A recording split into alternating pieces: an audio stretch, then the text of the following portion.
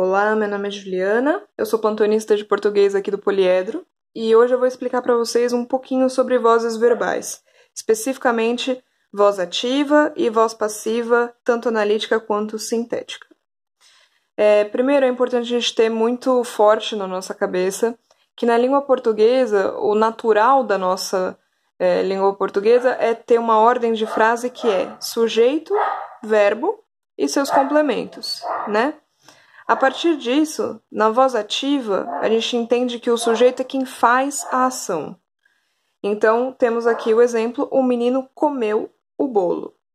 Então, nessa frase específica, quem realizou a ação de comer foi o menino. Só que a gente sabe que nem sempre o sujeito é quem está fazendo a ação. Tem como ser de outra maneira. Então, a voz passiva é isso, onde o sujeito não é quem faz a ação, ele é quem recebe a ação. E por isso ele é chamado de sujeito paciente.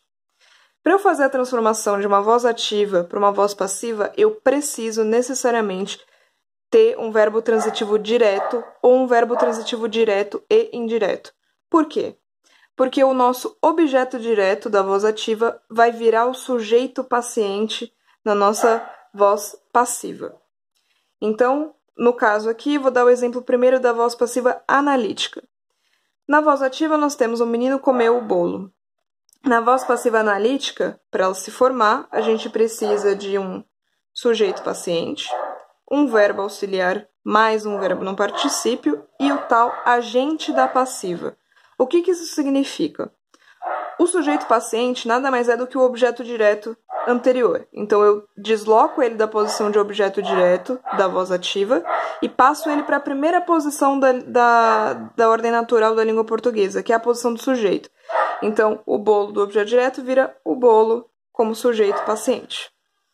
Verbo auxiliar, foi, e verbo no particípio, comido. O bolo foi comido. Quem comeu o bolo? O menino. Então, fica o bolo foi comido pelo menino. Esse pelo menino é o nosso agente da passiva, é quem age na voz passiva, é quem realiza o verbo. Ok, a partir daí, a gente também pode ter a voz passiva sintética. O que é a voz passiva sintética? Quando você não revela quem é esse agente da passiva, de alguma maneira, e quando você tem esse pronome passivador, essa partícula, que é o se. O verbo, então, vai passar para a nossa terceira pessoa, você adiciona o se, e o bolo entra da mesma maneira como sujeito paciente. Então, no caso aqui, comeu-se o bolo. Juliana, como que eu sei quando é índice de indeterminação do sujeito, esse se, ou quando é pronome passivador? Olhando o verbo. Se for verbo transitivo direto ou verbo transitivo direto e indireto, com certeza é pronome passivador. Agora, se for qualquer outro tipo de verbo, verbo intransitivo, verbo transitivo direto, verbo transitivo indireto ou verbo de ligação, ele com certeza vai ser índice de indeterminação do sujeito. Então, recapitulando, para ser pronome passivador, tem que ser verbo transitivo direto ou verbo transitivo direto indireto. Para ser índice de indeterminação do sujeito, verbo transitivo indireto, verbo intransitivo ou verbo de ligação, tá bom?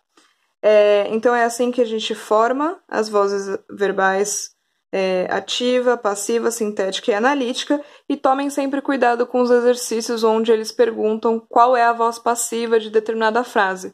Analisem o verbo, porque se for um dos verbos que não tem objeto direto, não dá para você fazer essa transposição, ok? Bons estudos!